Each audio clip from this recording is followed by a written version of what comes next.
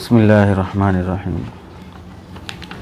कुर्बानी के मसाइल में से एक बुनियादी मसला जो अंग्रेज़ के ज़माने से शुरू हुआ है वो मुनकिरीन हदीस, जो ख़ुद को अहले कुरान कहते हैं, और इन मुनकिरीन हदीस का एक नाअहल सरगना गुमराह शख्स ग़ुलाम अहमद परवेज़ नाम से गुज़रा है, जिसने ख़ुद को अहले कुरान कहलाने की निस्बत से दावा करके एक गुमराह जमात बनाई जो अपने को अहले कुरान कहती है। अहले कुरान कहने के दावे के पर्दे में हदीस का इनकार करती है। जैसे बाज़ वो जमात पैदा हुई जो ख़ुद को अहले हदीस कहती है, जिसके तहत में उनको हदीस के बाद वाली चीज़ों का इनकार करना है। हदीस के बाद इजमा और क़ियास, कुरान के बाद हदीस है, हदीस के बाद इजमा और क़ियास है। तो इजमा किताबुल्लाह, सुन्नत रसूलुल्लाह, इजमा, क़ियास। जिन हज़रात को कुरान से हटकर गुमराही फैलाना है उन्होंने ख़ुद को कुरान वाला कहा और नाम अहले कुरान रखे। इसके पर्दे में उनको काम करना है किसका? हदीस के इनकार का, हुज्जियत हदीस के इनकार का, कि कुरान हमारे लिए काफ़ी है, हदीस पर अमल की कोई ज़रूरत नहीं है, और हदीसें बाद में लिखी गई हैं, हदीसों में गड़बड़ हुई है, हदीसों में मनगढ़ंत बातें आ गई हैं। तो इस तरह नाउज़ बिल्लाह हदीसों पर से एतमाद ख़त्म करने वाला एक तबक़ा गुमराह फ़िरक़ा पैदा हुआ जो ख़ुद को अहले कुरान कहता है।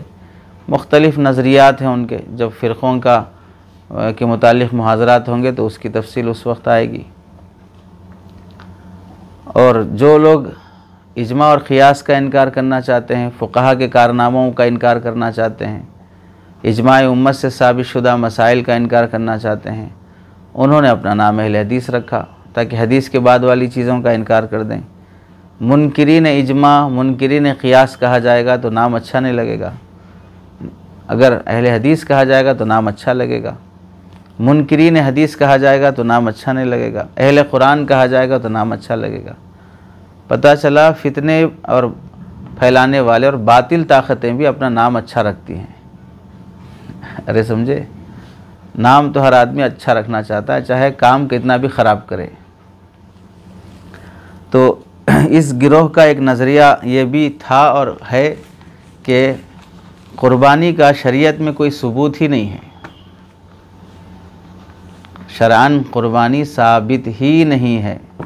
सिरे से इनकार कर देने वाली ये जमात पैदा हुई जो फ़ुक़हा इकराम में अगरचे के इस बात का इकरार हम भी करते हैं कि जानवर की उम्र में, क़ुरबानी के अय्याम में, क़ुरबानी के वजूब में, क़ुरबानी के दीगर मसाइल में फ़ुक़हा इकराम का इख्तलाफ है, लेकिन किसी भी साहिब इल्म का इस मसले में इख्तलाफ ही नहीं है कि वो क़ुरबानी का सिरे से इनकार कर देता हो और नफ़ी कर देते हों।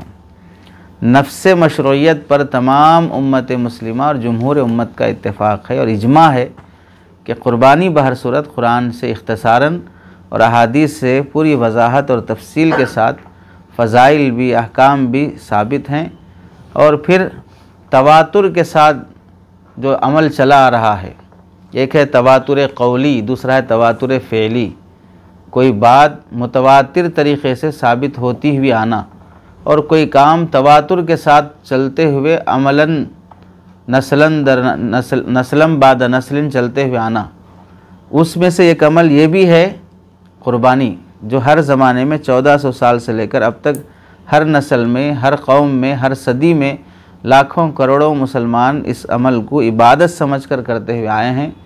और अगर इस अमल को हम साबित न मानेंगे तो अक़ली तौर पर भी अगर देखा जाए, दलाइल पर तो बाद में गौर किया जाएगा, अक़ली तौर पर भी अगर देखा जाए, शरीयत में कोई बात ऐसी हो जो नबी करीम सल्लल्लाहु अलैहि वसल्लम और अल्लाह रब्बुल इज़्ज़त की तालीमात और कुरानियात से साबित ना हो, उम्मत ने बाद में अपनी तरफ से उसे ईजाद की है।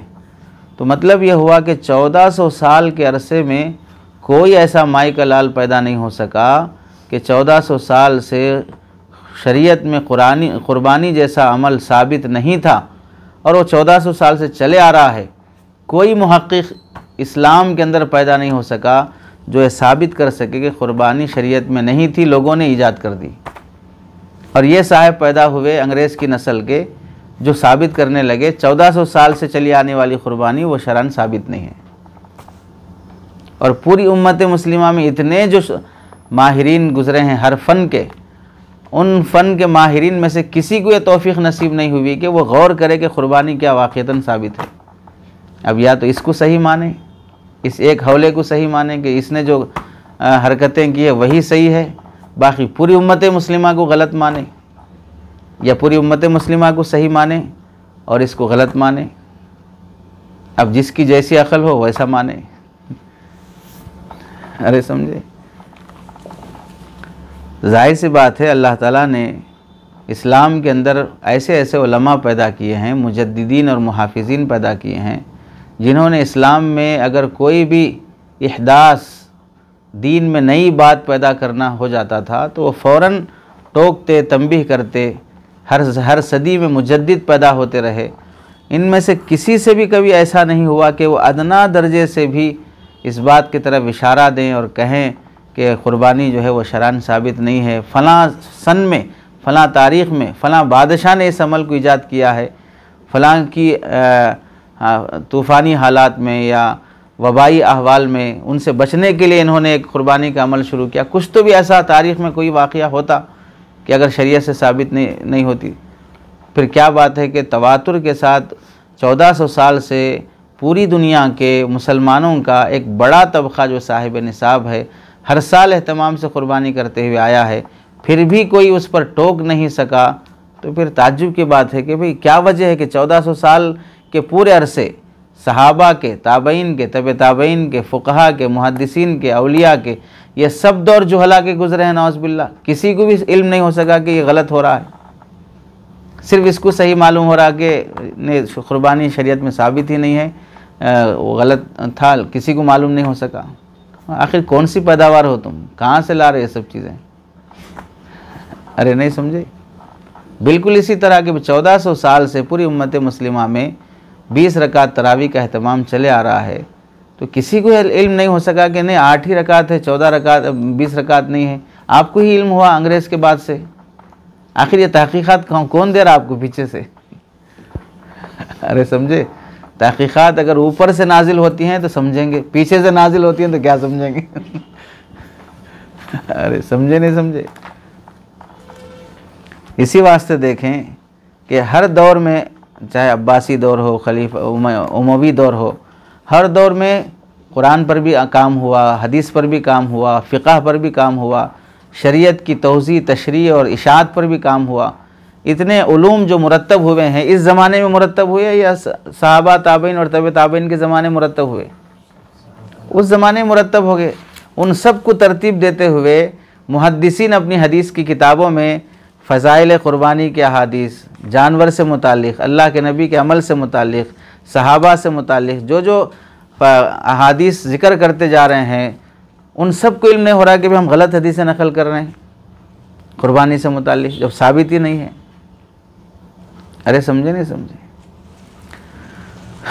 तो हासिल ये है कि इस उम्मत पर सबसे बड़ा एहसान फ़ुक़हा और मुहद्दिसीन का ये है कि हर दौर में कोई भी रखना डालने वाला और हदीसें घड़ने वाला, इस्लाम और दीन में नई बात पैदा करने वाला कोई भी जब भी पैदा हुआ, हदीस में नई बात घड़ा तो फ़न्ने अस्मा और रिजाल के माहिरीन ने फ़ौरन टोका और उसकी पूरी जन्म कुंडली निकाल दी कि ये कौन बोल रहा है, ये हदीस किससे पढ़ के आया है, इसका बाप कौन है, इसका ख़ानदान कहाँ है, इसका घराना क्या है, ये जवानी कैसे गुजारा, बिज़नेस कैसे किया, ये इसे याददाश्त सही थी कि नहीं थी, झूठा था कि क्या था।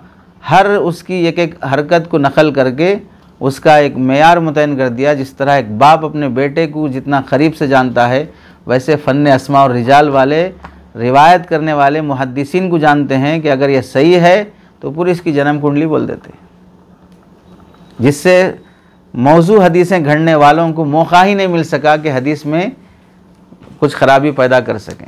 वाज़ेह अभी भी मौजू हदीसें अभी भी वाज़ेह है, सही हदीसें अभी भी छटी हुई हैं, वाज़ेह हैं। इसी वास्ते उम्मत मुस्लिमा के ऐसे साहिब फ़न, मुजद्दिदीन, मुहद्दिसीन, फ़ुक़हा की इन मेहनतों का नतीजा है दीगर मज़ाहिब और इस्लाम में जिन बुनियादी बातों में फ़र्क है उसमें इस बात का भी फ़र्क है कि कुरान नाजिल हुए 1400 साल हो गए, आज भी जब पढ़ा जाता है तो ऐसे ही महसूस होता है कि आज नाजिल हुआ है, उसकी ताज़गी में कोई फ़र्क नहीं आया, क्योंकि उसमें कोई दरार डालने का मौका पा ही नहीं सका। ऐसी हदीसें आज भी पढ़ी जाती हैं, इल्म शरीयत आज भी पढ़ा जाता है, तो ऐसा मालूम होता है कि बराह रास्त हम हदीस सरकार दो आलम सल्लल्लाहु अलैहि वसल्लम से पढ़ रहे हैं, फ़िक़ा हम बराह रास्त गोया कि अबू हनीफ़ा से पढ़ रहे हैं। वो ताज़गी दीन और शरीयत की बाकी इसी वजह से है कि इसमें घड़ने वालों को मौका नहीं मिल सका।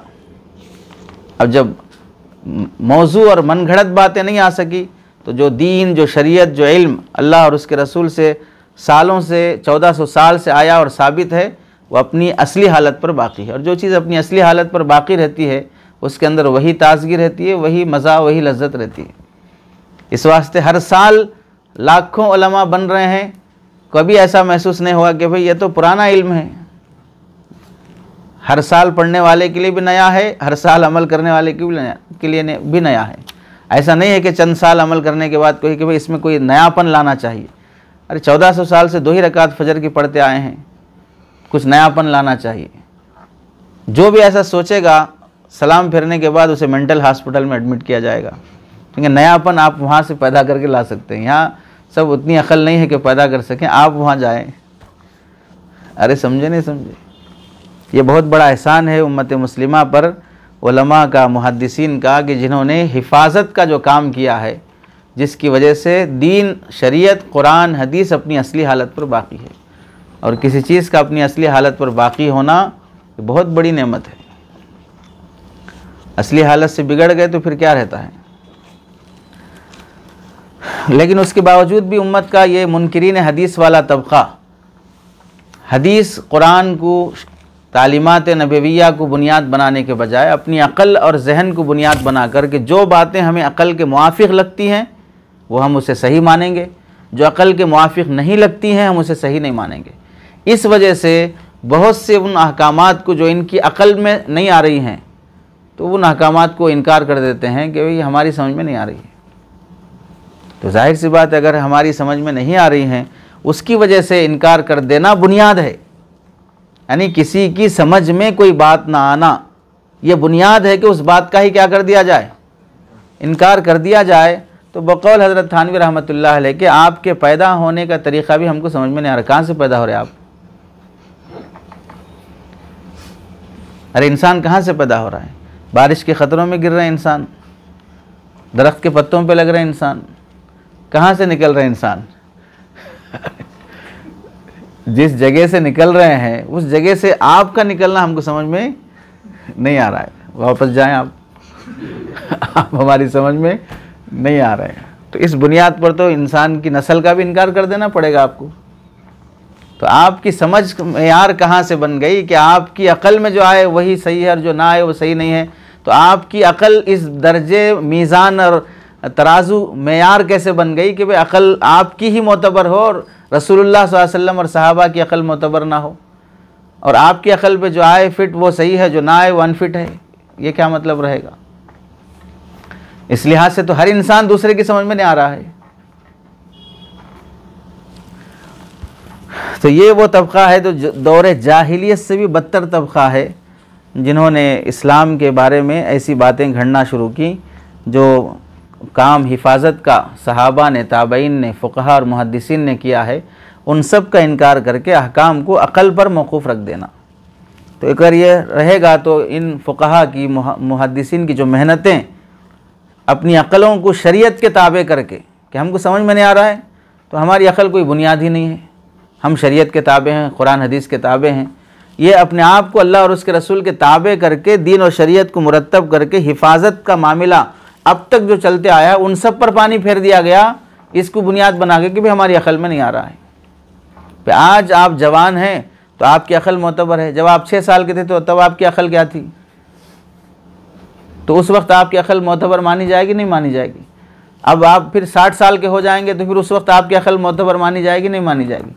तो हर आदमी की अकल कभी सही रहती है, कभी ठिकाने पर रहती है, कभी ठिकाने पर नहीं रहती है।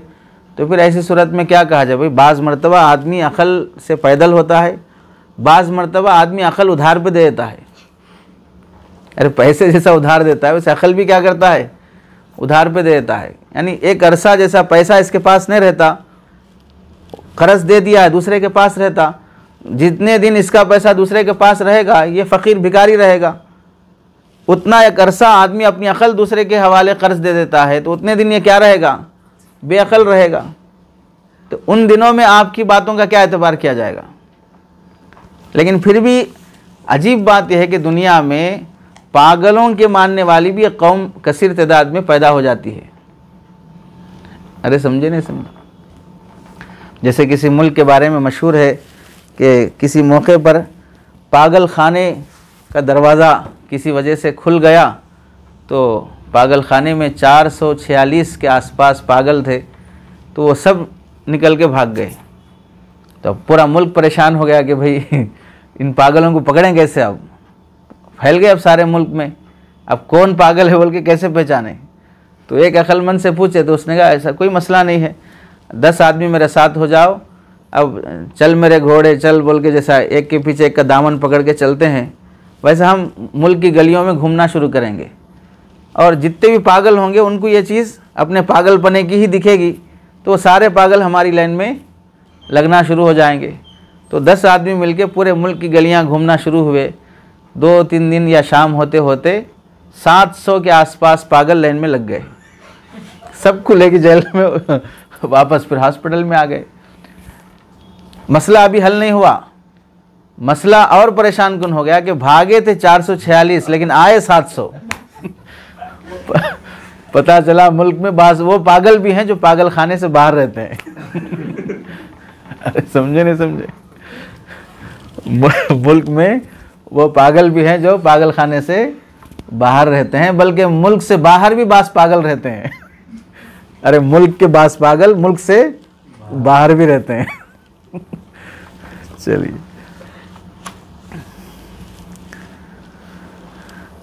तो खैर इन हजरात की जो कारस्तानियाँ हैं नाम अजीब अजीब रखते हैं कि जैसे इस साहब ने जो मुनकरीन हदीस के जो ये सरगना हैं अपने इदारे का नाम रखा तुलूए इस्लाम। तुलूए इस्लाम यानी 1400 साल से इस्लाम गुरूब हो गया था, अब इसके पास से तुलू हो रहा है।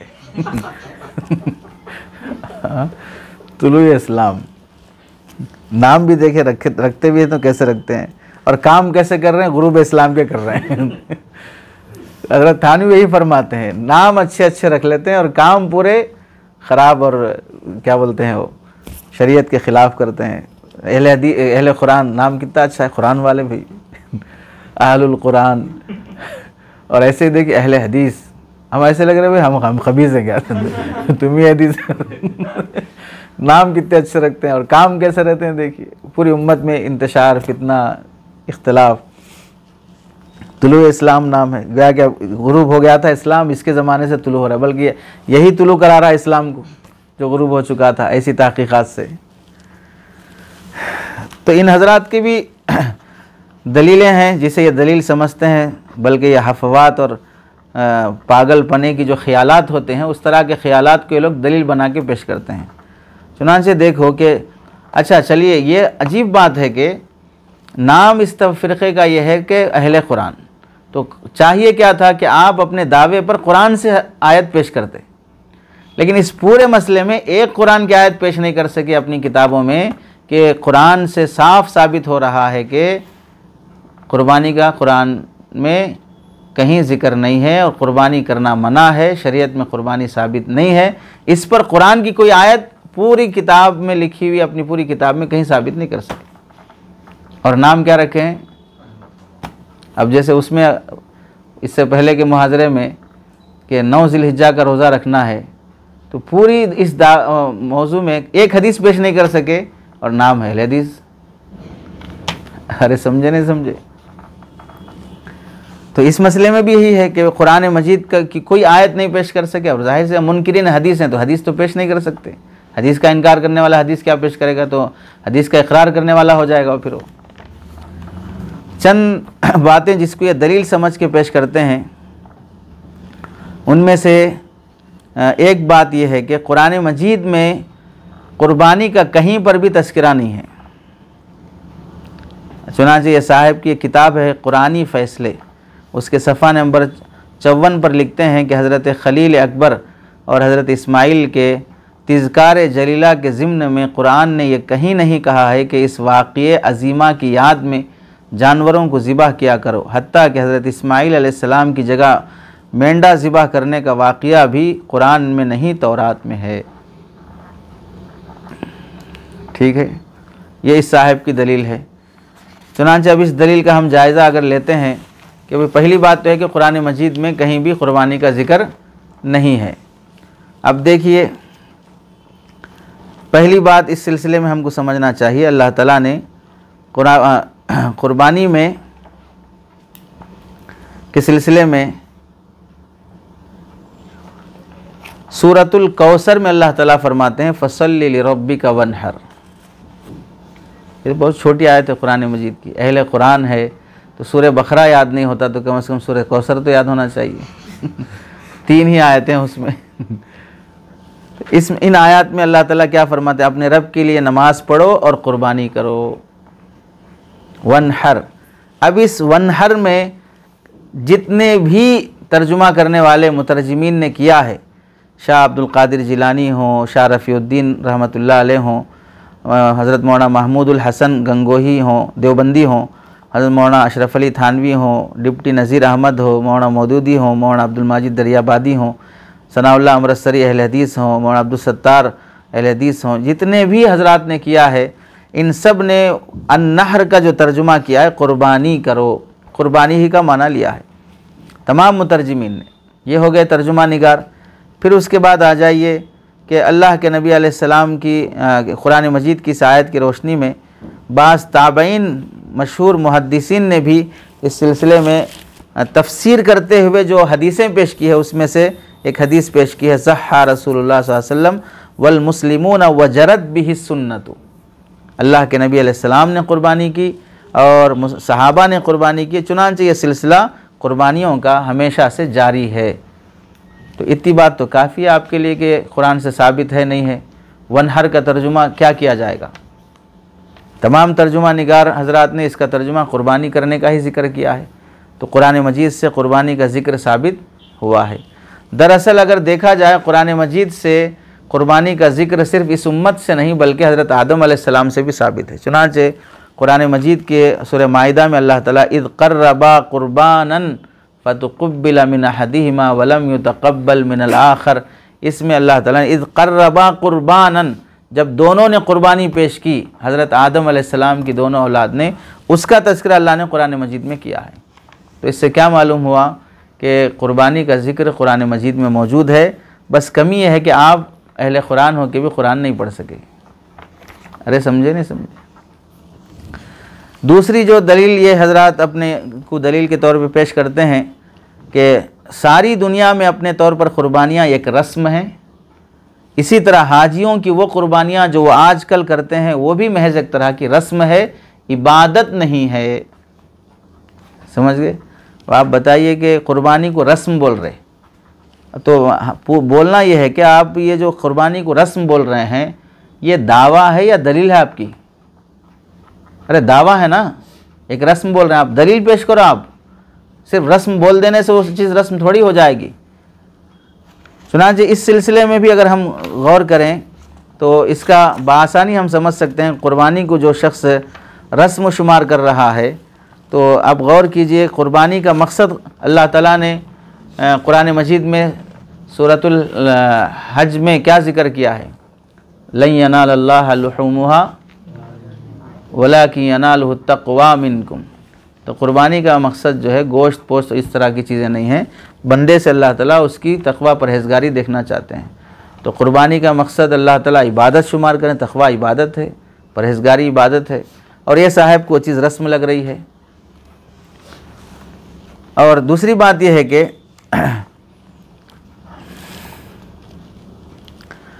मौजूदा दौर में क़ुरबानी जो कर रहे हैं हाजी हज में, उसका मकसद कौन सा हाजी ज़िबाह करते वक्त बिस्मिल्लाह पढ़े बग़ैर ज़िबाह कर रहा है, और कौन सा हाजी उसमें तक़र्रुब इलाही के बग़ैर कोई और उसमें नीयत रख रहा है कि हमें क़ुर्ब इलाही नहीं चाहिए बल्कि शोहरत चाहिए, गोश्त चाहिए या कोई और बात चाहिए। कौन हाजी ऐसा है जो उसको महज रस्म के तौर पे अदा कर रहा है, इबादत समझे बगैर अदा कर रहा है। अगर ऐसा देखा जाएगा, क़ुरबानी को आज ये साहब या इस तरह के लोग जो बिला दलील रस्म कह देते हैं, कल के दिन ये हज को भी बोल देंगे भाई बिला मकसद, हज का मकसद हासिल नहीं हुआ, मतलब ज़रूरत नहीं है हज की। जिस ज़माने में हज हो रहा था उस ज़माने में कुफ़ार मक्का थे, उनको दिखाना था इस्लाम कितना गालिब हो रहा है। अब इस्लाम गालिब हो गया, पूरा मक्का मदीना मुनव्वरा ये सब चीज़ें अपनी हो गई हैं, अब हज की ज़रूरत बाकी नहीं रही हो, ये भी बोल दे सकते आप।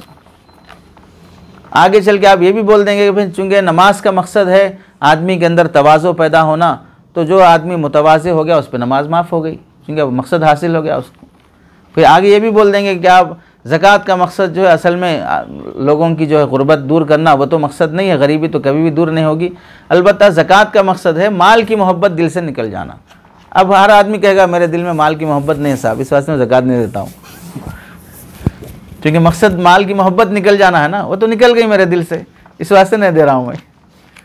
तो इस तरह आप अपनी मंशा के मुताबिक अहकाम के मकासिद तय करते जाएंगे, तो फिर हर हुक्म में कोई ना कोई मकसद निकल जाएगा और वो मकसद किसी ना किसी को हासिल हो जाएगा, तो फिर हर हुक्म हर एक पर से साकित होना शुरू हो जाएगा। तो इसलिए कहते हैं बंदे हो तो बंदे बने रहो, खुदा मत बनो, ग़ुलाम हो तो ग़ुलामों की तरह रहो, आका मत बनो। तुम्हें हुक्म है क़ुरबानी का, तुम्हें हुक्म है अज़ा और हज का, नमाज का, बस वो करो। इनसे जो हासिल होने वाले फ़वाइद और मकासिद हैं, उन मकासिद पर इन अहवाल को मौकूफ़ मत रखो। इस लिहाज से अगर देखा जाए तो फिर टखने से नीचे पैजामा पहनने वाले के बारे में किब्र की अलामत है, तो फिर हर आदमी कहेगा कि मेरे दिल में तकब्बुर नहीं है इसलिए मैं टखने से नीचे पहन रहा हूँ। तो हर आदमी अपनी मंशा के मुताबिक अहकाम में तावील करना शुरू करेगा।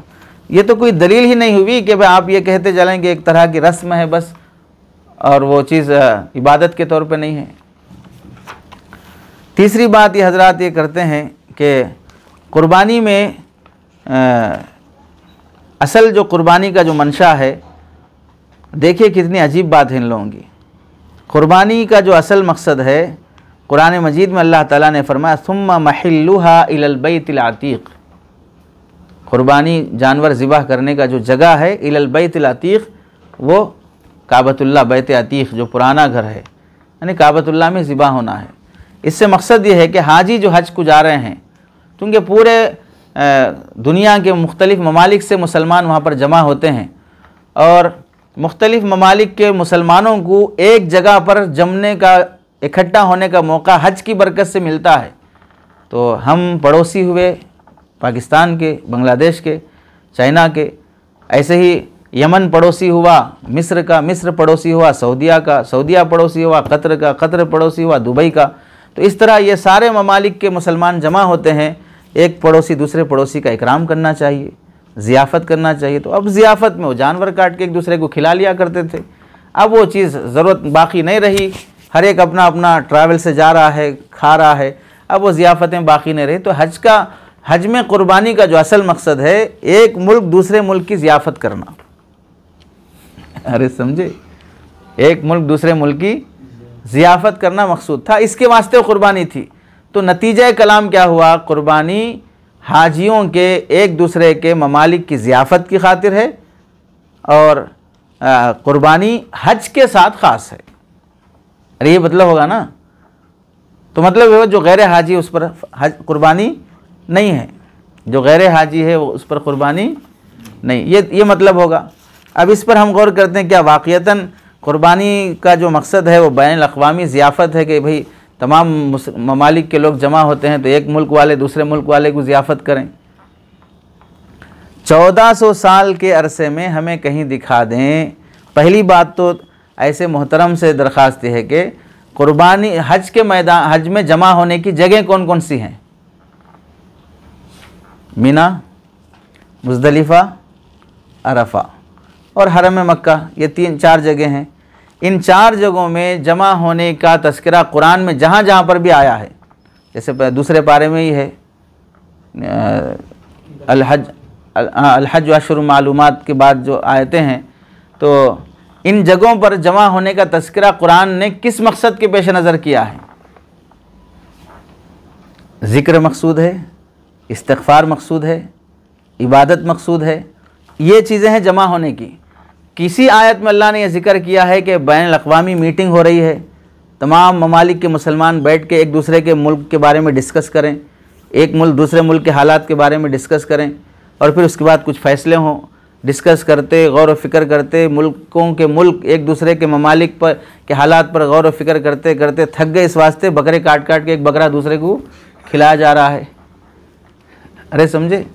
इस तरह कुरान मजीद में कहीं भी मनासिक हज में इसको ज़ियाफ़त बैनुल अक़वामी इज्तिमा से कहीं ताबीर किया गया? कोई एक आयत पेश कर दो। अरे आप तो अहले कुरान है ना, आपसे ही पूछ रहा हूँ। अरे नहीं समझे? तो एक आयत पेश करो। दूसरी बात यह है कि जो हमको गौर करना चाहिए,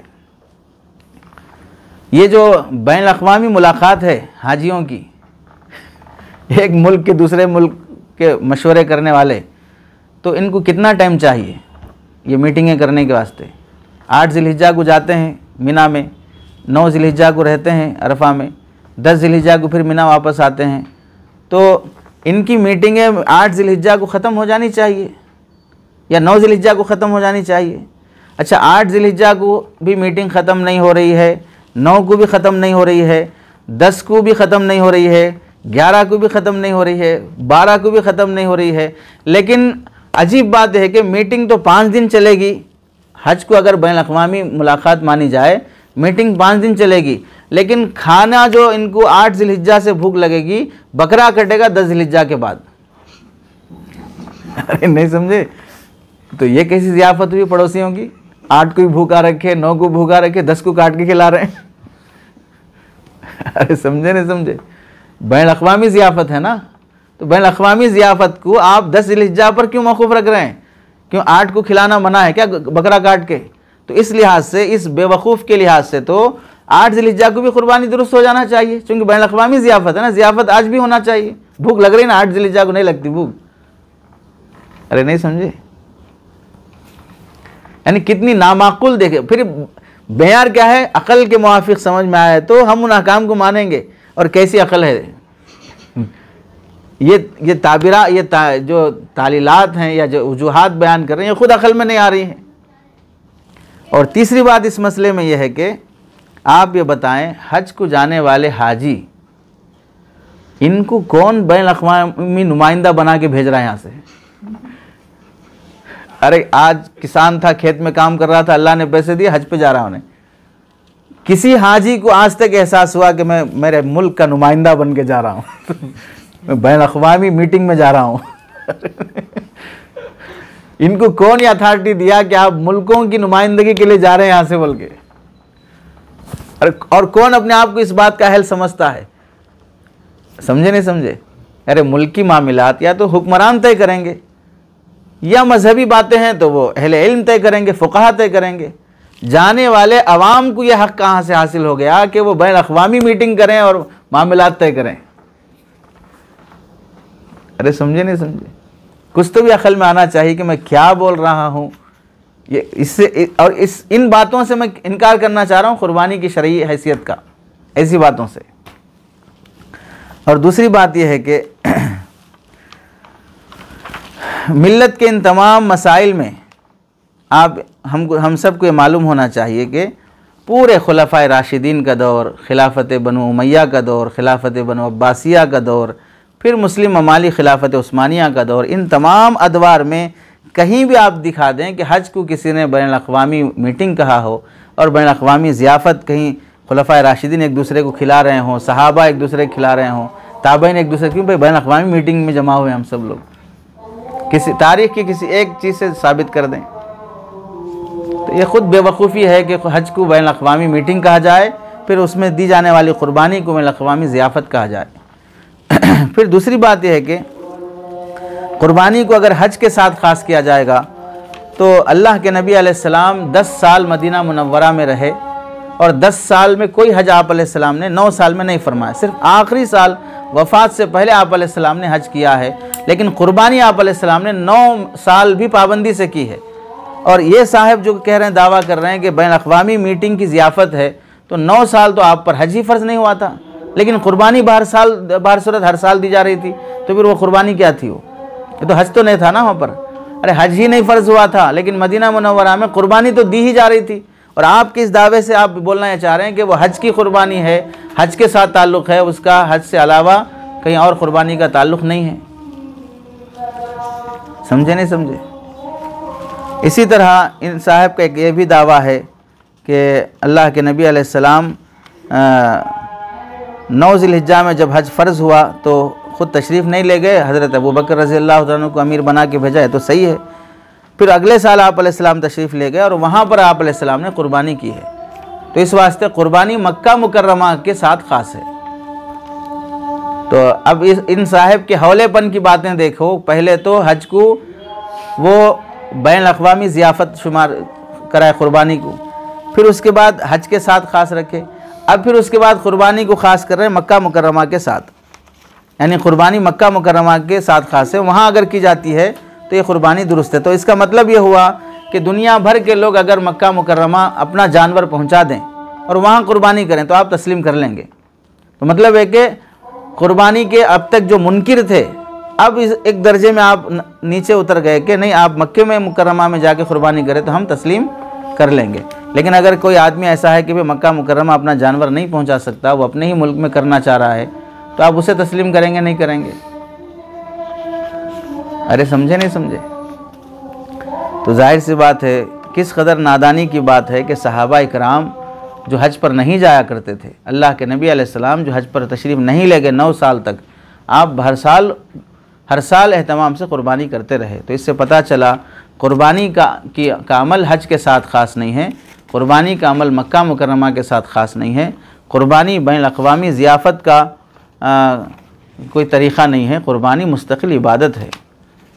और एक दलील, एक नामाकुल ये भी है कि क़ुरबानी का जो अमल है हज़रत इब्राहीम अलैहिस्सलाम से जो शुरू हुआ है वो उनका ज़ाती मामला है, अल्लाह की तरफ से उनको हुक्म नहीं दिया गया था। चुनांचे ये साहब कहते हैं कि हज़रत इब्राहीम अलैहिस्सलाम ने ख्वाब में देखा और ख्वाब में ज़िबा करते हुए देखकर ये ख़ुद से समझ गए कि मुझे क़ुरबानी करना है, अल्लाह ने उनको हुक्म नहीं दिया था। ये इन साहब का कहना है। पहली बात तो ये है, अब इनकी पूरी इबारत देखो। हज़रत इब्राहीम अलैहिस्सलाम के मुतालिक कुरान में है कि आपने ख्वाब में देखा कि आप अपने बेटे को ज़िबा कर रहे हैं, तो आपने समझा कि यह इशारे गैबी है, इसलिए इसकी तामील ज़रूरी है। तो बेटे से ज़िक्र किया तो उसने बेटा भी कहा कि अगर ये हुक्म है तो इसकी तकमील में क़तान तामुल ना कीजिए। अगर ये हुक्म है, इस जुमले को याद रखो, अगर ये हुक्म है तो इसकी तामील में क़तान तामुल ना कीजिए। मैं ज़बा होने तैयार हूँ। आपने बेटे को लिटा दिया, उसके गले पे छुरी रख दी, तो अल्लाह ने पुकारा कि इब्राहिम तुमने ख्वाब को हुक्म खुदाबंदी पर महमूल करके उसकी पूरी तामील कर दी, इसलिए ज़ाहिर है अगर तुम्हें बड़ी सी बड़ी क़ुरबानी देने के लिए भी हुक्म दिया गया तो तुम इसे बिला तामुल पूरा करोगे। यकीनन बाप और बेटा दोनों इताअत व तस्लीम के बुलंद तरीन मकाम पर फाइज़ हो। इस बेटे को अल्लाह ने काबतुल्लाह की तौलियत के लिए मुंतखब कर लिया। कुरान में यहाँ तक इन साहब का यह हो। अब इस पर तफसीरा क्या है? कुरान में बस इतना ही है, यहाँ तक तस्करा है। तौरात में अलबत्ता ये भी है कि जिब्राइल ने जन्नत से एक मेंढा लाकर बेटे की जगह लिटा दिया और छुरी बेटे के जगह पर मेंढे पर चल गई। लेकिन यह तो इसराइली इंसानों में एक फसाना है, कुरान की इससे तायीद नहीं होती है। तो मतलब क्या हुआ? ख्वाब को हुक्म इलाही समझना वह हज़रत इब्राहीम अलैहिस्सलाम का अपना ख्याल था। और नाउज़ बिल्लाह दूसरी बात है कि मेंढे को हज़रत इस्माइल अलैहिस्सलाम की जगह पर ज़िबा करना वह एक इसराइली रिवायात है, वो कुरान से उसका कोई ताल्लुक़ नहीं है। समझ गए? अब इनके इस इबारत पर एक के बाद दीगर गौर करते चलो कि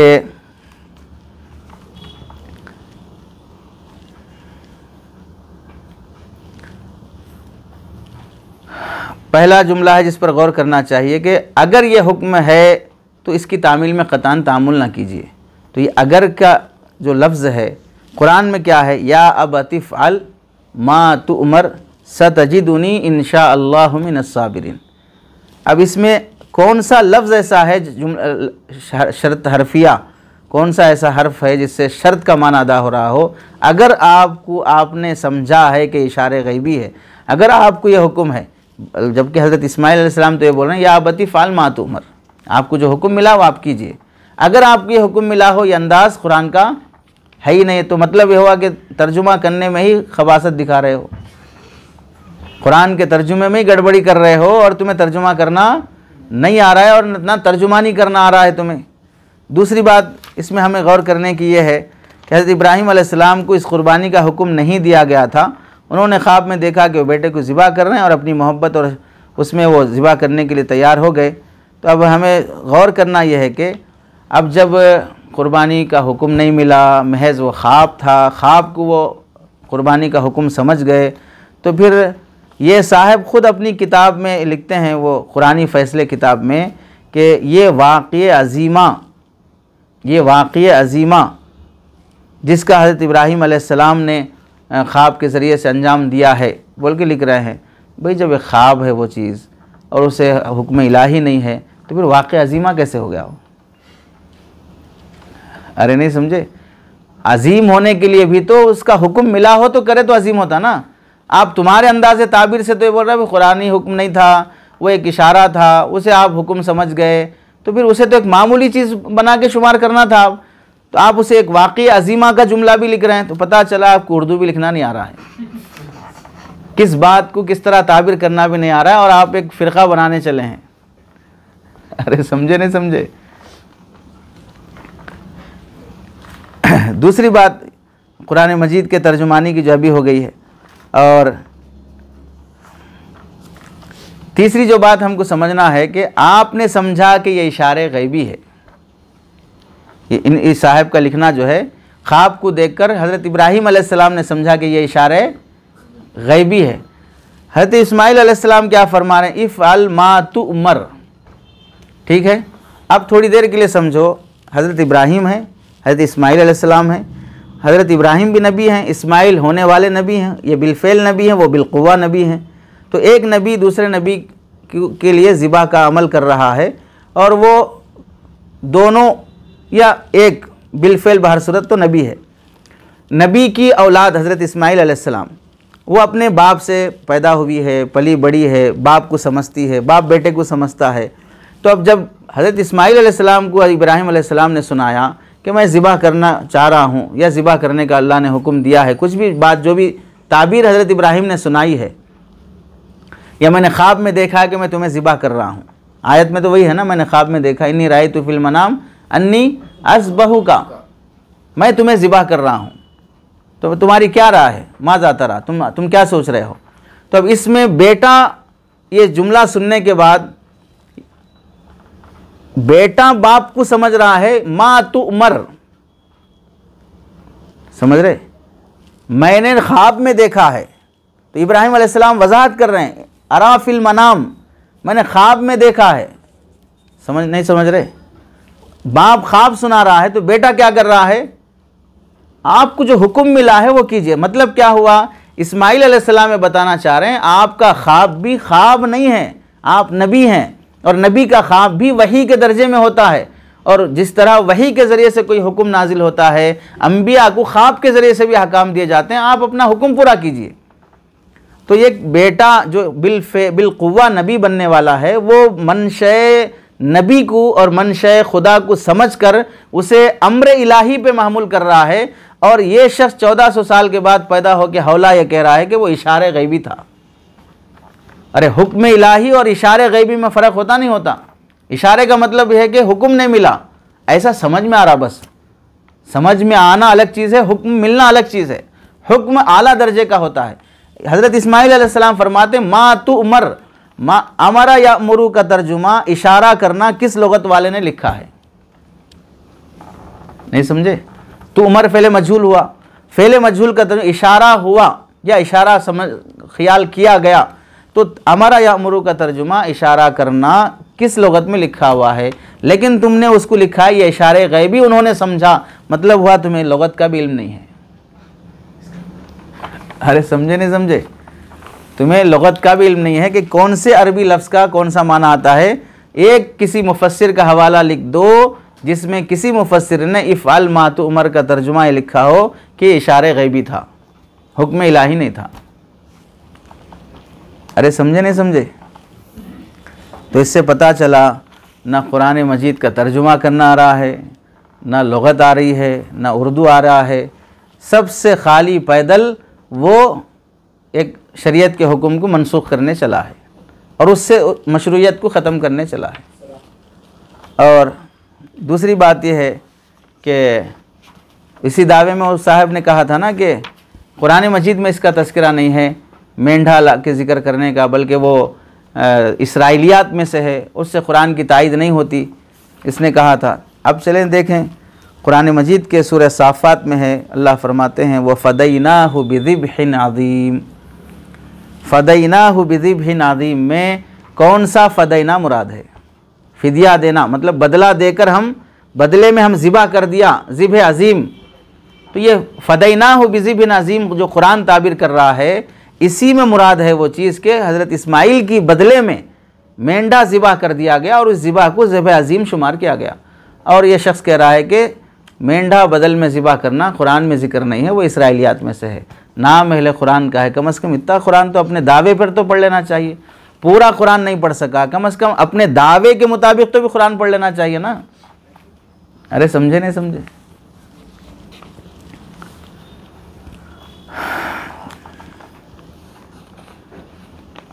और अगर ये कुरान मजीद में इस तरह की ताबीर ना होती तो जितने मुफस्सिरीन ने वो फ़दैनाहु बिज़िब्हिन अज़ीम में लिखा है, उन सब मुफस्सिरीन ने यहाँ पर मेंढे का ही तज़किरा किया। चलो मुफस्सिरीन गलत कर रहे हैं, तुम सही कर दो, फ़दैनाहु बिज़िब्हिन अज़ीम का तर्जुमा क्या है, तो वैसे ही करोगे मा तुअमर का तर्जुमा जैसे कर रहे थे। अरे समझे नहीं समझे।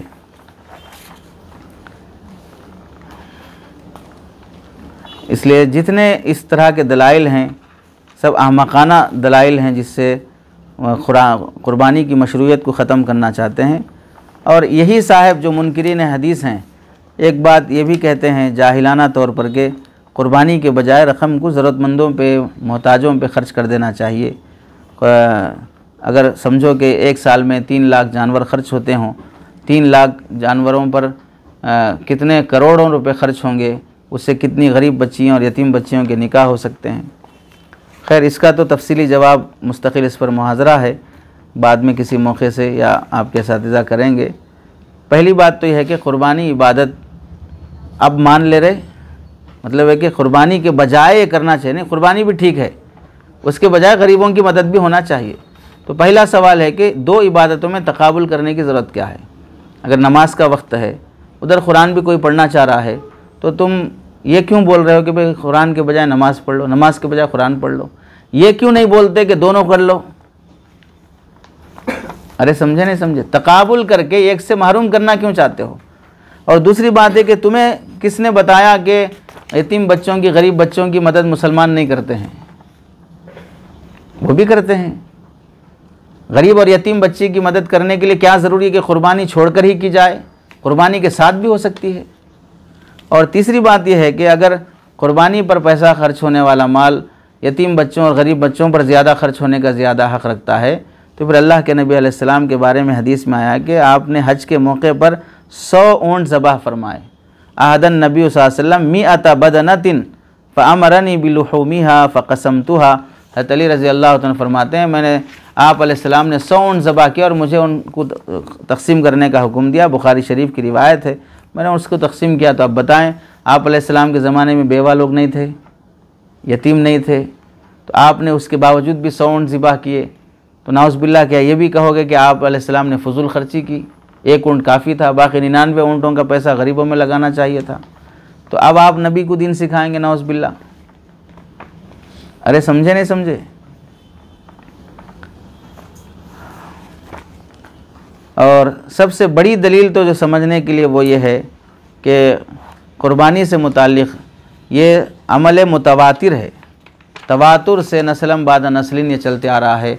अगर शरीयत में ये चीज़ साबित ना होती तो कोई ना कोई इमाम फ़क़ी मुजद्दिद अपने ज़माने का इस बात को वजाहत के साथ लिखता कि क़ुरबानी शरीयत का साबित शुदा अमल नहीं है, क़ुरबानी बाद की ईजाद है, फ़लाँ सन फ़लाँ तारीख़ में पैदा हुई है, इसलिए यह बिदअत है, मना है। कोई फ़क़ी मुहद्दिस आज तक नहीं लिखा। तो मतलब ये हुआ कि सारे मुहद्दिसीन पर गोया कि इस तरह का इल्ज़ाम, फ़ुक़हा पर इल्ज़ाम, मुजद्दिदीन पर इल्ज़ाम है कि दीन और शरीयत में पैदा होने वाली मनगढ़ंत बातों को ये गवारा करते आए हैं और तुम सबसे पहले ऐसे पैदा हो गए जो इसको सही और दुरुस्त करना चाह रहे हो। और अफसोस की बात यह है कि कुरान मजीद का नाम लेकर हदीस का इनकार करने वाली इस कौम और ऐसी नस्ल को समझना चाहिए कि अपने दावे पर कोई एक आयत तो सराहत वाली पेश करो। जब कुरान वाले कहते हो अपने आप को, अपने दावे पर कोई एक आयत सराहत से पेश करो कि इसमें है, मना है कि कुर्बानी नहीं करनी चाहिए। और दूसरी बात यह है कि अपने जाहिलाना और अहमकाना और गुमराहाना नज़रियात और दावे पर कोई दलील नहीं रख पाते हो, लेकिन इसरार अपने गुमराह बातों पर इस तरह है कि जिसके दामन में कई आयतों का इनकार, कई हदीसों का इनकार, उम्मत के इजमा का इनकार, तवातुर अमली का इनकार और उम्मत में गुमराही फैलाने वाली ऐसी हरकतें, तो इससे सिवाय इसके कि ये एक काफिराना हरकत के बजाय कोई और खिदमत दीन का काम इससे नहीं हो सकता है। इसलिए क़ुरबानी की शरई हैसियत के सिलसिले में हम तमाम जुमहूर उम्मत मुस्लिमा का यही नज़रिया है कि क़ुरबानी साबित है, इबादत है और इसमें कोताही की बिल्कुल इजाज़त, साहिब इस्तिताअत से कोताही की इजाज़त नहीं है। एक आखिरी जो एतराज़ ऐसे मुनकिरीन हदीस का एक ये रहता है कि क़ुरबानी अफजल अमल है, बस वाजिब नहीं है, सुन्नत नहीं, अफजल है बस। सुन रहे अफजल? अरे अफजल अमल सुन रहे हो? और दलील क्या पेश करते हैं? वत्तज़हिया, हिदाया की इबारत पेश कर रहे हैं। वत्तज़हियतु फ़ीहा अफजल मिनत तसद्दुक़ बिसमनिल उज़हिया लिअन्नहा तक़उ वाजिबतन व सुन्नतन व तसद्दुक़ु ततव्वुन महज़ुन फ़तफ़ज़ुलु अलैहा। हिदाया जिल्द नंबर 4 सफ़ा नंबर 446। शर्म मत करो, नहीं पूछेंगे कि पढ़े नहीं पढ़े बोल के, जो नहीं पढ़े वो नहीं पूछेंगे। अब यहाँ साहिब हिदाया का हवाला पेश कर रहे हैं। अच्छा, अजीब बात देखिए कि हदीस का इनकार करने वाले फ़ुक़हा की इबारत पेश कर रहे हैं। अरे तुम्हें हदीस जब तुम्हारे नज़दीक दलील नहीं है तो इबारात फ़ुक़हा कब से दलील बन गई तुम्हारे नज़दीक? तुम्हें तो अपने दावे पर कुरान की आयत पेश करना चाहिए। अरे समझे नहीं समझे? अब इसमें साहिब हिदाया क्या कह रहे हैं? वत्तज़हियतु फ़ीहा अफजल, यानी अय्याम उज़हिया में क़ुरबानी अफजल है मिनत तसद्दुक़ बिसमनिल उज़हिया, क़ुरबानी के पैसे सदका करने के मुकाबले में क़ुरबानी करना अफजल अमल है। तो साहिब हिदाया क्या फरमा रहे हैं यहाँ पर? क़ुरबानी को अफजल अमल फरमा रहे हैं। तो पता चला क़ुरबानी एक अफजल काम है, अच्छा काम है, बाकी कोई ज़रूरी चीज़ नहीं है। ये इन साहिब का इस्तदलाल है। इसका पहला जवाब तो ये है, साहिब हिदाया की बात मुनकिरीन हदीस ज़्यादा समझेंगे या साहिब हिदाया के शागिर्द और शारहीन ज़्यादा समझेंगे? अरे हम तो हनाफ है ना, उस किताब को पढ़ के हम आलिम बनते हैं, हिदाया पढ़े बगैर तो हम आलिम नहीं कहलाते। तो जो अहनाफ हैं, हमारे असलाफ अकाबिर हैं, वो ज़्यादा हिदाया को समझेंगे या आप ज़्यादा हिदाया को समझेंगे जो बुखारी और हदीस को भी नहीं मानते? अरे समझे नहीं समझे? साहिबुल बैत अदरा बिमा फीही, घर वाला घर की बातें ज़्यादा जानता, बाहर वाला क्या जानता है? तुम तो बाहर वाले हो, घर की बातें तुम क्या जानो? अब ये इसका मतलब साहिब हिदाया की जो बात है, इसका मतलब क्या है? साहिब हिदाया की इबारत में गौर किया जाए तो उसमें तकाबुल है। क्या तकाबुल है? वत्तसद्दुक़ु फ़ी अय्यामिल उज़हिया अफ़ज़ल मिनत तसद्दुक़ बिसमनिल उज़हिया, क़ुरबानी के पैसे सदका करने के मुकाबले में क़ुरबानी करना ज़्यादा अफजल अमल है। तो तकाबुल में आने की हैसियत में एक का दूसरे से क्या दर्जा है वो बताना है, नफ्स क़ुरबानी का हुक्म बताना वहाँ पर मकसूद नहीं है। इतना समझने के लिए तुम्हें पहले हल्ले इबारत आना। अरे समझे नहीं समझे? इबारत हल करना आएगा तब ये समझोगे ना। यहाँ क़ुरबानी का हुक्म बताना मकसद है या क़ुरबानी और समन उज़हिया के दरमियान में तकाबुल बताना मकसूद है? यहाँ दोनों में तकाबुल बताना मकसूद है। और तकाबुल की ही दलील वो पेश कर रहे हैं, आगे चल के नफ्से कुर्बानी की दलील पेश नहीं कर रहे हैं। चुनांचे वो कह रहे हैं लिअन्नहा तक़ौ वाजिबतन व सुन्नतन, इस वास्ते के कुर्बानी करोगे तो कुर्बानी एक दर्जे में वाजिब अमल भी है और सुन्नत इब्राहिमी भी है। व तसद्दुक़, और अगर सिर्फ पैसा सदका करोगे ततव्वुअन महज़ुन, वह महज एक नफिल इबादत है, इस वास्ते कुर्बानी इस नफिल इबादत पर अफजल रहेगी। तो वहाँ नफ्स कुर्बानी का हुक्म अफजल या गैर अफजल बताना नहीं है, वहाँ तकाबुल की सूरत में दर्जा बताना मकसूद है। इतनी चीज़ समझने के लिए आपको क्या आना चाहिए? हल्ल इबारत आना चाहिए। उसके लिए आपको नहव सर्फ पढ़ना चाहिए। जमात अव्वल में दाखिला लेने के भी काबिल नहीं है, आप अहकाम शरियात में गुफ्तगू करने चले हैं। अरे समझे नहीं समझे? चुनांचे साहिब हिदाया की इस मकसद को वाज़े करते हुए फतावा दारुल उलूम देवबंद में लिखा हुआ है कि इसमें साहिब हिदाया कहना चाह रहे हैं कुर्बानी ज़ातन भी और सिफतन भी तसद्दुक़ बिल माल पर अफजल है। क्यों? इस वास्ते के कुर्बानी का ताल्लुक़ जानवर के ज़िबा करने से भी है और ज़िबा में जानवर ख़रीदना भी पड़ता है, तो इस वास्ते दो लिहाज से कुर्बानी अफजल अमल हुई, ज़ातन भी और सिफतन भी। चुनांचे कुर्बानी वाजिब है या सुन्नत है, और तसद्दुक़ माली ना वाजिब है ना सुन्नत है, महज नफिल है।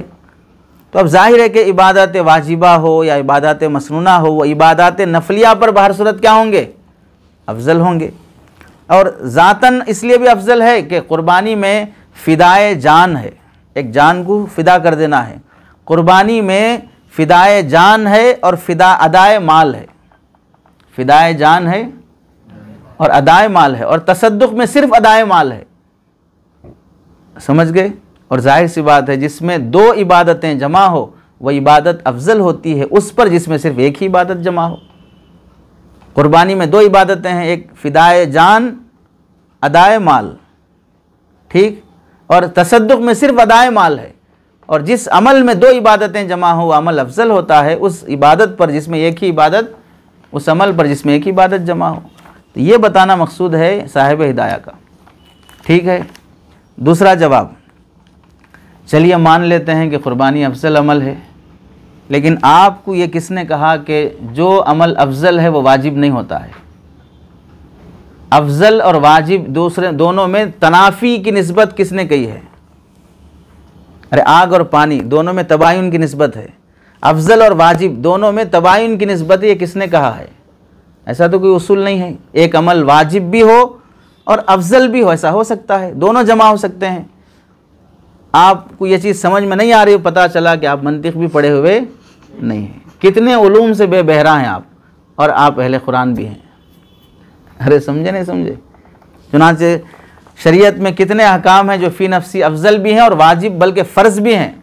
पहला नबी करीम सल्लल्लाहु अलैहि वसल्लम से पूछा गया अय्युल इस्लामी अफजल। अरे समझे, कौन सा इस्लाम सबसे अफजल है? तो आपने फरमाया मन सलिमल मुस्लिमून मिन लिसानिही व यदिही। बताओ, दूसरों को तकलीफ़ देने को, आप देने से बचने को आप अलैहिस्सलाम अफजल अमल फरमा रहे हैं। दूसरों को तकलीफ़ देने से बचना सिर्फ अफजल है या वाजिब भी है? नहीं समझे? यानी अगर मैं आपको तकलीफ़ दूं तो ये गैर अफजल हुआ, बस कोई बड़ी बात नहीं हुई।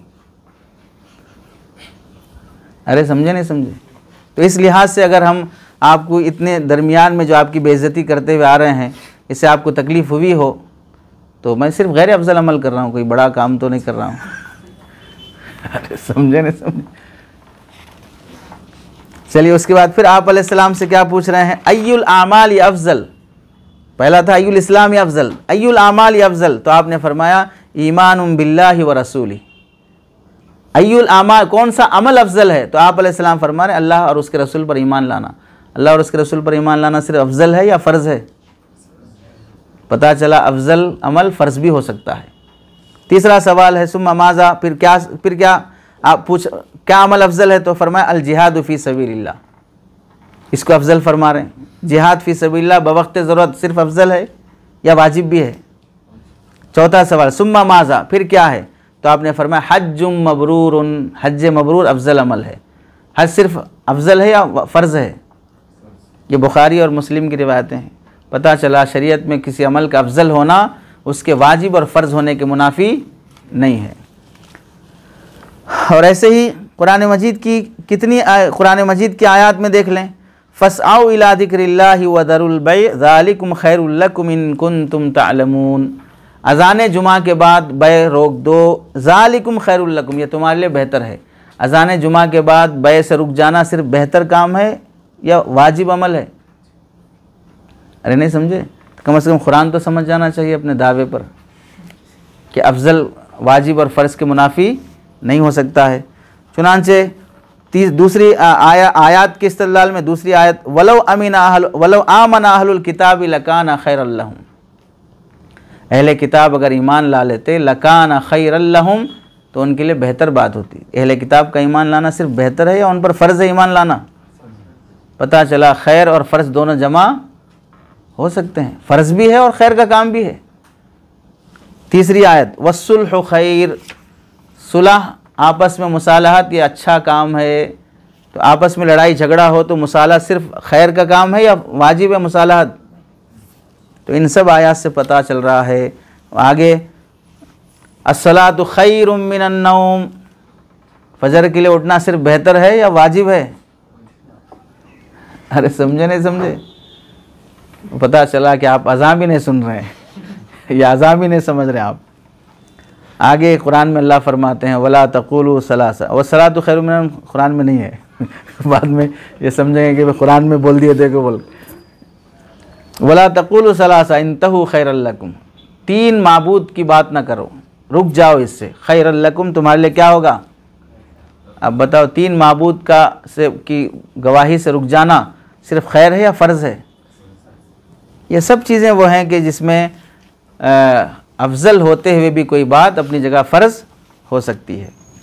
और तीसरी बात इस सिलसिले में यह है कि जब आप इतने भोले ही बने कि क़ुरबानी को अफजल शुमार करते हुए हिदाया की इबारत पेश कर रहे हैं, तो कम से कम पूरा हिदाया का वो किताबुल उज़िया पूरी तो पढ़ना चाहिए। उज़िया के ही बाब में आप कुरान पूरा नहीं पढ़ सके, हदीस पूरी नहीं पढ़ सके, आप तफसीर नहीं पढ़ सके, लुगत नहीं देख सके, हल इबारत नहीं हो सकी, तो कम से कम हिदाया से इबारत पेश करें तो हिदाया की और भी आगे देख लेना चाहिए। साहिब हिदाया आगे लिखते हैं, अल-उज़हियतु वाजिबतुन अला कुल्ली मुस्लिमिन मुकीमिन मूसिरिन फ़ी यौमिल अज़हा, कुर्बानी के दिन में अल-उज़हियतु वाजिबतुन वाजिब है, अला कुल्ली मुस्लिमिन हर मुसलमान पर, मुकीमिन जो मुकीम हो, मूसिरिन जो मालदार हो, यौमुल अज़हा में। तो इसमें हिदाया जिल्द नंबर 4 सफ़ा नंबर 443 पर वाजिबतुन लिख रहे हैं और आपको अफजल दिख रहा हो। अरे समझे नहीं समझे? पता चला तुमिनूना बिबादिल किताबि व तकफुरूना बिबाद, अल्लाह ने जो कुरान में फरमाया था वो हिदाया में कर रहे हैं आप। हिदाया की एक इबारत पर ईमान ला रहे हैं, एक इबारत पर ईमान एक इबारत को इस्तिदलाल में पेश करें, एक को इस्तिदलाल में आप नहीं पेश कर रहे हैं या उसको नहीं देख रहे हैं। आखिरी इश्काल रह जाता है इन साहब का ये कि भाई व तज़हियतु फ़ीहा अफ़ज़ल, अफ़ज़ल का जो सेगा है कौन सा है? इसमें तफ़ज़ील जहाँ भी आता है तो उसके मुकाबले में मफ़ज़ूल होता है। मतलब हुआ कि क़ुरबानी करना अफ़ज़ल है, न करना मफ़ज़ूल है। तो न करना कोई बुरी बात नहीं हुई, अफ़ज़ल के मुकाबले में समझो फ़ाज़िल है। अरे नहीं समझे? ये ठीक है, वो ज़्यादा ठीक है, नहीं समझ रहे? तो इतना तो साबित हुआ कि क़ुरबानी करना ज़्यादा ठीक है, ना करना ठीक है।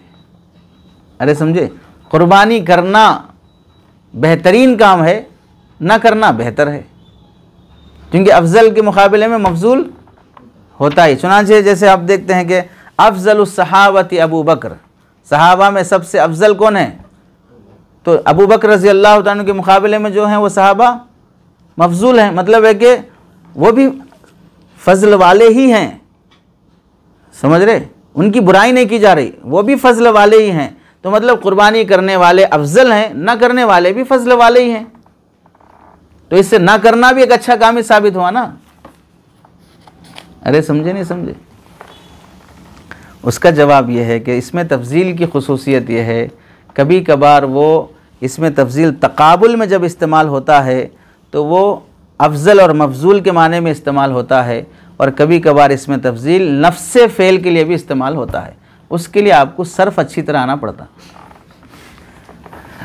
उसके लिए आपको क्या होना पड़ता, सर्फ अच्छी तरह आना पड़ता। चुनांचे कुरान मजीद में अल्लाह ताला ने फरमाया अस्हाबुल जन्नति यौमइदिन खैरुम मुस्तक़र्रन व अहसनु मक़ीला व अहसनु। तो अस्हाबुल जन्ना यौमइदिन, उस दिन हश्र के मैदान में, खैरुम मुस्तक़र, बेहतरीन जगह पे होंगे। खैर का लफ्ज़ भी इसमें तफसील है। और अहसन, ये भी अहसन मक़ीला, बेहतरीन ठिकाने पे होंगे।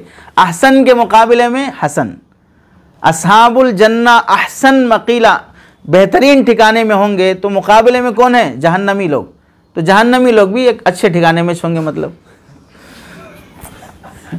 अरे समझे नहीं समझे। अगर आप जहाँ जहाँ भी इसमें तफसील आया उसके मुकाबले में मफजूल मानेंगे तो इसका मतलब जहन्नम में भी अच्छे ठिकाने में होंगे, फिर तो मतलब तो आपका ठिकाना भी अच्छा होगा फिर तो अरे समझे नहीं समझे। तो इस तरह की जितने भी इस्तदलालात हैं वो सब कुरान हदीस में तहरीफ है, जुमहूर उम्मत से हटी हुई तशरीहात है। इसलिए खुलासे गुफ्तगू ये है कुर्बानी की मशरूयत साबित है। चुनांचे अल्लामा इब्न हजर रहमतुल्लाह अलैह फरमाते हैं फ़तहुल बारी जिल्द नंबर 10 में, वला खिलाफ़ फ़ी कौनिहा मिन शराइ'द्दीन, कि कुर्बानी के दीन और शरीयत के आमाल में से होने में किसी का इख्तलाफ नहीं है, इसकी मशरूयत में किसी का इख्तलाफ नहीं है। इमाम मोहम्मद रहमतुल्लाह अलैह फरमाते हैं कुर्बानी ऐसा सुन्नत अमल है जिसका छोड़ना दुरुस्त नहीं है। यह सुन्नतुन गैरु मुरख्खसिन फ़ी तरकीहा, कुर्बानी का छोड़ने में कोई रुख्सत नहीं दी जाएगी।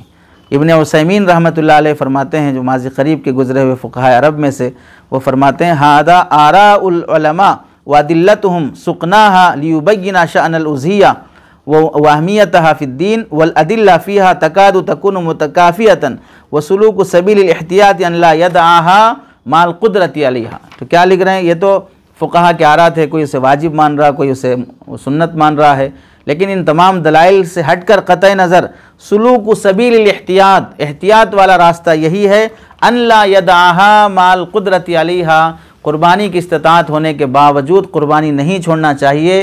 लिमा फ़ीही मिन ताज़ीमिल्लाहि व ज़िक्रिही व बराअति ज़िम्मा बियक़ीनिन, इस वास्ते कि इसमें अल्लाह के हुक्म की ताज़ीम भी है, उसका ज़िक्र भी है और अपनी ज़िम्मेदारी पूरी करना भी है बिल यक़ीन। इस वास्ते जुमहूर उम्मत का ये कहना है कुर्बानी न सिर्फ मशरू है बल्कि कुर्बानी एक इबादत है जिसे हर साहिब इस्तिताअत बजा लाना चाहिए।